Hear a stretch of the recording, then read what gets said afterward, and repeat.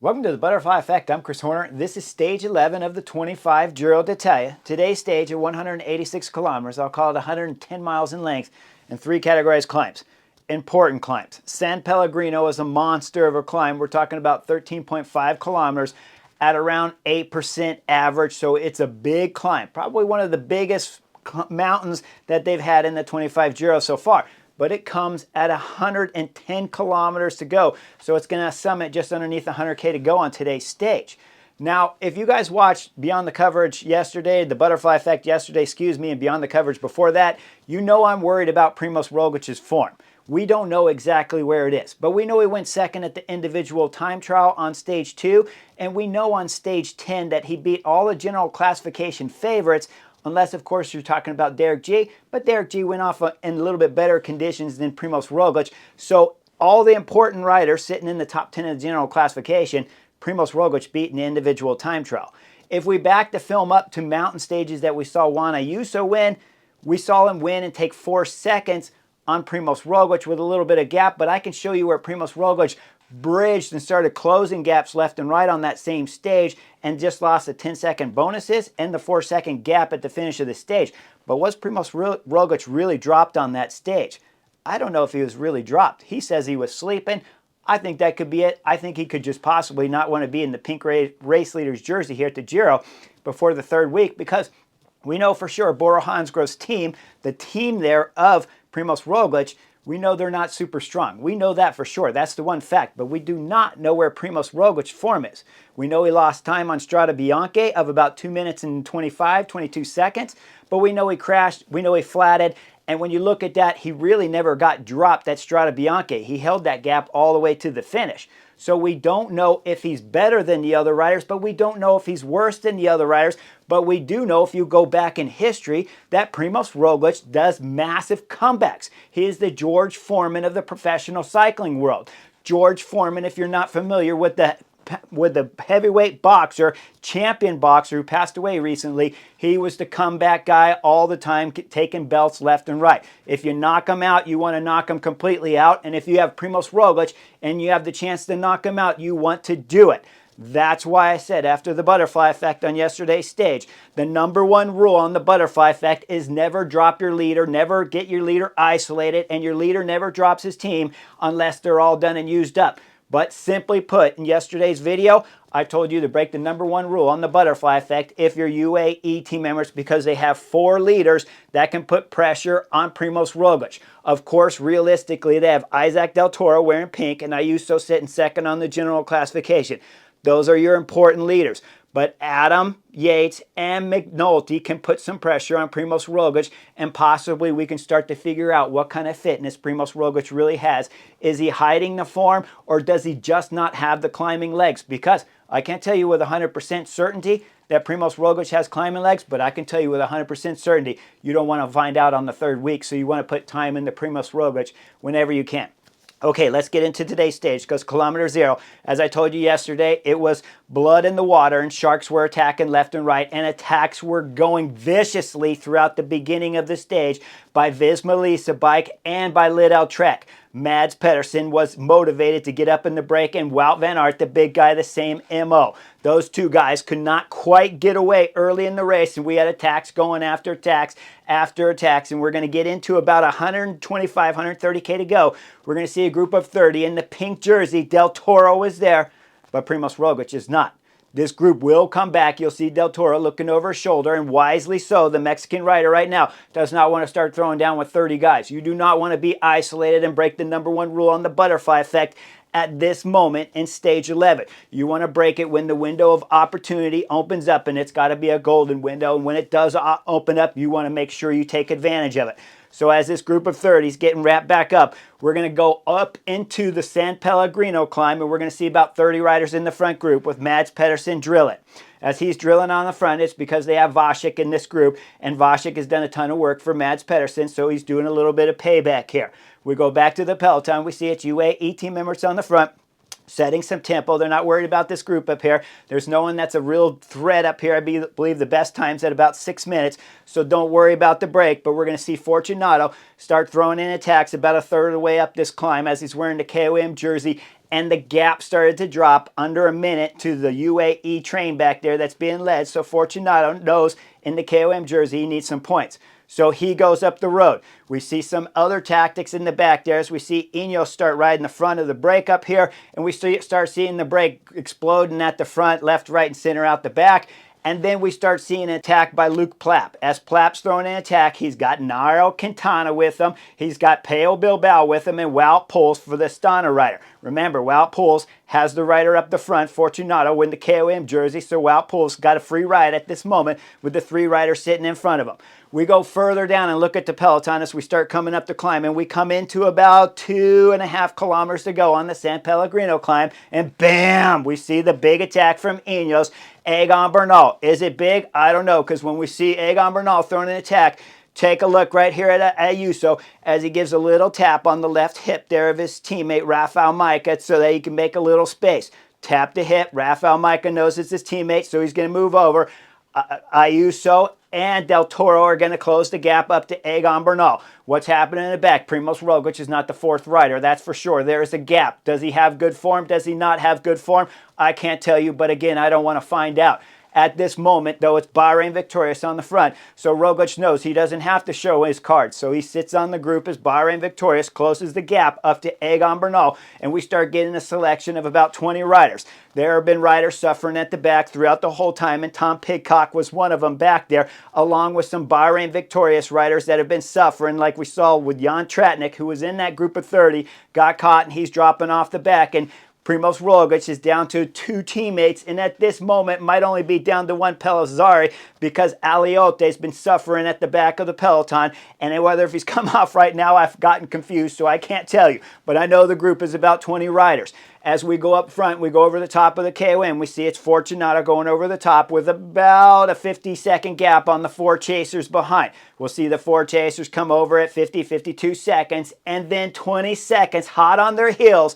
We see the peloton coming over the top, and we got UAE Team Emirates on the front. We start looking back, though. We see Adam Yates, Brandon McNulty struggling to close the gap. They're off the back of this front group of about 15, 20 riders, but they're still within range to get back up front, and UAE Team Emirates have control of the peloton right now, so you know they have the option to back off the throttle, which they wisely do.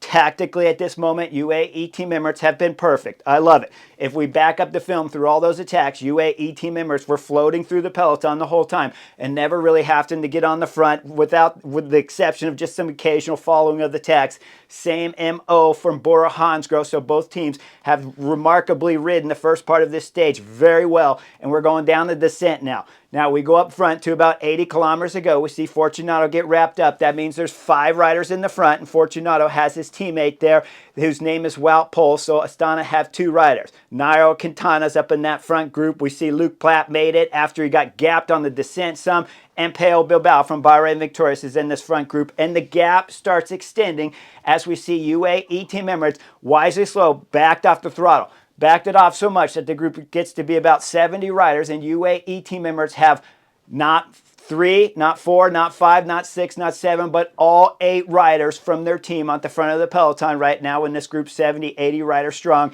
And we start looking back and we see Mads Pedersen has made it back onto the peloton after everyone in that group of 30 got caught with the exception of the 5 riders that are up the road. Now we go into the next climb. As we start the next category's climb, it's 11 kilometers at 5%, and the group up front, the 5 breakaway riders, are holding 2 minutes and 15-second gap on the peloton, being led by UAE Team Emirates. As UAE Team Emirates are still throttling back up on this climb, the 5 riders are going to go over the top with Fortunato, grabbing maximum KOM points again, and the gap is almost up at 3 minutes at this point in time. When we see the peloton reach the top of the KOM, who gets on the front?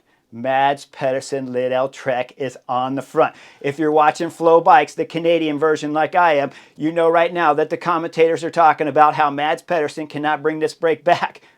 Mads Pedersen can't bring this break back? Do we remember Paris-Nice? Do we remember Dauphiné from last year? Mads Pedersen is magical in this kind of terrain. So we see the Lidl Trek rider driving it on the front. And then guess what? He gets some help from Q36.5.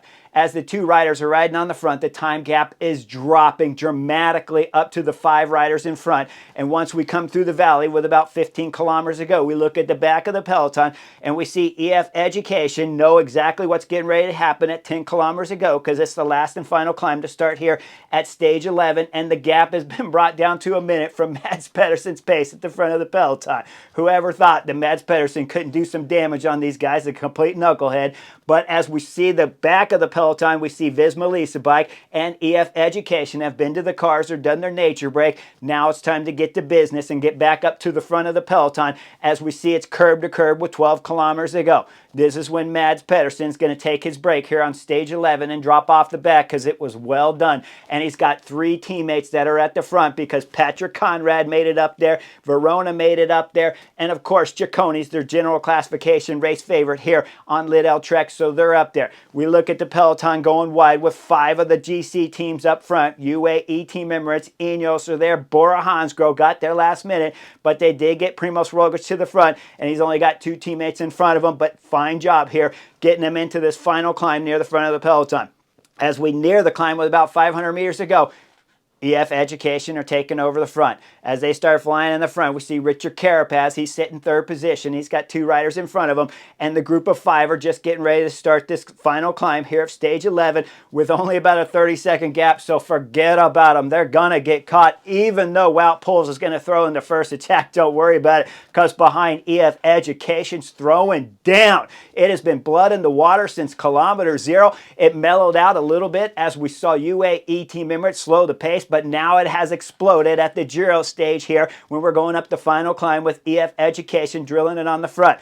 We see the first rider pull off. That leaves Mikel Honore in front of Richard Carapaz right now, as Mikel Honore is throwing everything into the pedals. You see him just start to blow as he's reaching the back of the 4 original breakaway riders left at the front, and then Richard Carapaz goes bam and explodes on the pedals. As he's accelerating, we look behind. He's got Del Toro near his wheel, and he's got Rafael Majka there from UAE Team Emirates, but Primoz Roglic is a little bit out of position. And as we see Carapaz, and he explodes on the pedal in a sprint of force that's magnificent right now on stage 11. When he comes around the bend, you see him look over his shoulder. This is exactly what he wants. He wants a tactical battle back there, and he's hoping UAE Team Emirates back off the throttle. He's hoping the GC favorites, the big ones like Primoz Roglic, will hesitate, and he's hoping no one else will do some ridiculous tactics and pull Primoz Roglic or UAE Team Emirates up the road. As he sees the scenario that he wants, he starts accelerating some more as the gap starts stretching out to about 10 seconds. Then we go about 800 meters after a vicious acceleration from Carapaz that he put on. Del Toro throws an acceleration on the pedals and opens up a gap on everyone. When we look behind Del Toro, we see Bahrain Victorious is there, and Cicconi's in the picture along with Egan Bernal. Simon Yates is the first rider opening up the gap, but there's a gap behind Simon Yates too, as the British rider from Visma Lease Bike's clawing his way back up to the front up there with Del Toro. We look a little further back at Ayuso. Ayuso looks back over his shoulder and realizes that Primoz Roglic is back there, so he backed off and opened up the gap. That made the gap start to open up, but then Movistar's Einar Rubio throws in the attack, even though Primoz Roglic and Ayuso's in this group. Now, Ayuso was never going to close it. That's why he was backing the throttle off, though, because Primoz Roglic was there. This is the window of opportunity where you want to break the #1 rule on the butterfly effect. If you're Del Toro right now, you want to explode on the pedals because Primoz Roglic has opened up a gap 2 groups behind. As the gap had opened up, though, Einar Rubio decided he'd close the gap, and he throws in an acceleration. But as we're watching the acceleration with Storer and one other rider locked onto the Movistar rider's wheel, we're going to see a slight hesitation again from Ayuso. I got to believe that either his legs are falling apart, which I do not believe, or what I really believe is that Primoz Roglic is behind him, so he's opening up another gap on the Slovenian. As we look up to Del Toro, once he was getting caught, he looked back over his shoulder and he backed off the gas. Guys, he did not jump through the window and break the #1 rule on the butterfly effect, even though you should have at this moment, because you got to find out what kind of form Primoz Roglic has here at the 25 Giro. Instead, as we see the two groups come together there with Del Toro along with Bahrain Victorious riders on the front of the group here, we're going to see Primoz Roglic closing up to the back. The Slovenian's got some legs. Maybe he's playing possum. Maybe he's hurting. I can't tell you, but I can tell you that he's certainly closing up the gap right now. And he's back up with the front group there of the pink jersey. But Carapaz is looking over his shoulder, and the gap keeps extending out as it keeps going up to 20, 25 seconds. Carapaz is accelerating, sprinting, then sitting back down, looking over his shoulder, accelerating some more. As we look at UAE team members, we see the rider on the front. That's Rafael Majka setting some tempo right now for Del Toro in the pink jersey. We go up to the top with 5 kilometers to go as Richard Carapaz is summiting the top of the final climb here on stage 11. He's dropping down with a 31-second gap. And then we look at Rafael Majka following behind on the front of the peloton. Then he pulls off because Brandon McNulty, the American rider, has come to the front to relieve the pace there from Rafael Majka, who did an exceptional job. But is it enough to bring back Richard Carapaz? Well, McNulty's on the front. We're coming into about 3 kilometers ago, and we look at Richard Carapaz as it's a false descent coming through the town, but it's a long straight road. You don't like these when you got a group behind you and you're solo up at the front, but he's holding about a 30-second, 28-second gap, so Richard Carapaz is throwing everything into it. As he hits the next bump with about 2.5, 2.2 kilometers to go, again, we see him out of the saddle as the EF Education rider's throwing everything into it. He knows he's got a chance of winning a stage at the Giro. Behind, Brandon McNulty starts to blow. Pale Bilbao comes to the front from Bahrain Victorious, does a small pull, and then throws the chicken elbow out there as he wants Del Toro to come through and take a pull. Del Toro looks back over his shoulder. He's like, nah, I don't think so. Then Adam Yates appears at the front of the peloton and continues the pace setting for UAE team members. We come into about 2 kilometers to go as we start coming into the technical section, and the road starts to go back up. Once we come into the right turns, Carapaz again still holds the gap, but it's getting more narrow down to about 20, 25 seconds on the group behind, being led by Adam Yates. We go up front, we see Carapaz again accelerating through each and every one of these corners as the road is still going up to the finish line here of stage 11.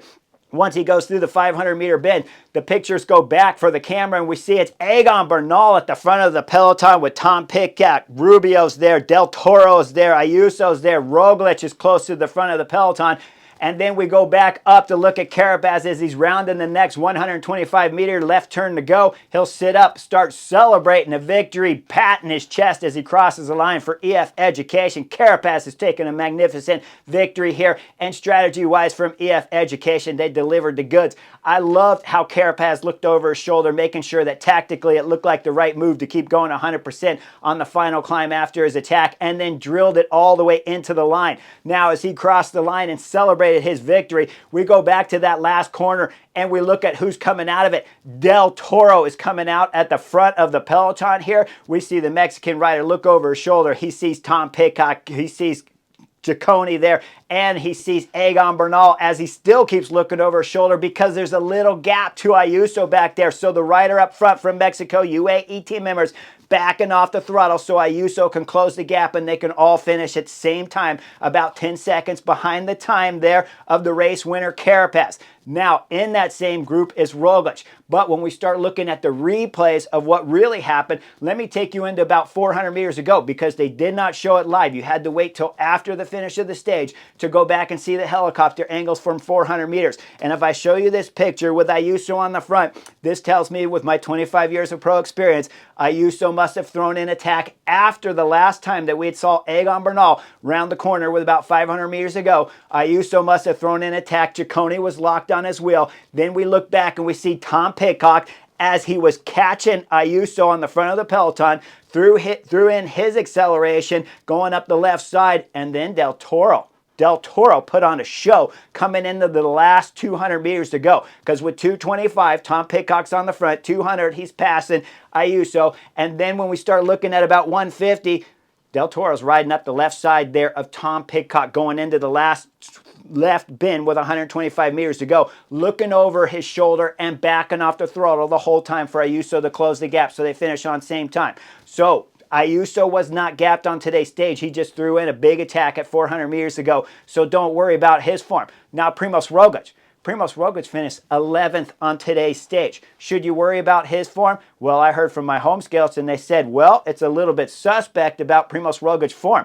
It can be thought that way, or you can look at it and say Primož Roglič, who at times was only down to one and two teammates throughout this stage, and sometimes completely isolated by himself. So you can say Primož Roglič is racing wisely, not using his energy. I can tell you that when we go back to Del Toro's attack that went after Carapaz, and then he sat up, that was the window of opportunity there, the golden window, to see exactly what kind of form Primož Roglič has. If I take you into stage 9 of Strade Bianche, they failed there to really deliver a magnificent blow to Primož Roglič, keep the team together, drill it as fast as you can, put more minutes into Primož Roglič on stage 9. He made up time on stage 10. Now we come into stage 11. Del Toro had the opportunity to see exactly what kind of fitness Primož Roglič had on the final climb of today's stage 11, and instead he backed off the throttle. So Bahrain Victorious don't have the power to continue to put Primož Roglič under the knife,